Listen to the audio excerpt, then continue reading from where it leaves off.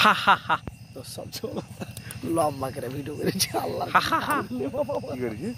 লম্বা দি বাহাবতী ঘোরা ঘোরা ঘোরা মাছটা দেখা ওখানে একটু ওই সাইড খাবো মাছের বর্ডারের মাছ ছাড়া হ্যাঁ ছোট ভিডিও চলবো তোমার ভিডিও আর বাচ্চা তোমার কি এসব বানানো পরে চলেছে থামো তোমার মনে কর যে কই তুমি ফির অন্য 1-1.5 মিনিট করতে হবে না মাস্টার তোমরা কি দেখতে পাচ্ছ মাস্টার মাথাতে কিন্তু একটা খিল গেছে তো লাইটটা ওয়ার মাছের বর্ডার হ্যাঁ ও কথা প্রিয় দর্শক দেখতে পাচ্ছেন এটা কিন্তু একটা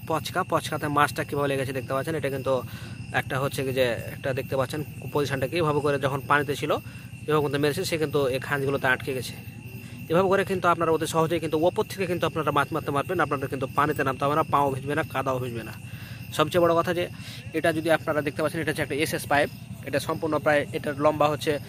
7 ফিট আপনি উপর থেকে মারতে পারবেন এবং আপনি যে কোনো জায়গা থেকে কিন্তু আপনি ফলো করবেন যে বিভিন্ন শোল গটি যেগুলো মাছ থাকে সেগুলো কিন্তু আপনারা অতি সহজেই কিন্তু আপনারা এটা ব্যবহার করতে পারবেন সবচেয়ে বড় কথা হচ্ছে যে এদিকে মারো লাইটটা মারো তোমার মনে করো যে এখানে দেখতে পাচ্ছেন যে আসলে মাছটা কিন্তু দেখতে পাচ্ছেন ছোটার কোনো অপশন নাই একবার যদি বেঁধে যায় দেখতে পাচ্ছেন তারা কীভাবে করে লেগে আছে তো একবার যদি বেঁধে যায় তাহলে কিন্তু মানে আর কিছু অপশন নেই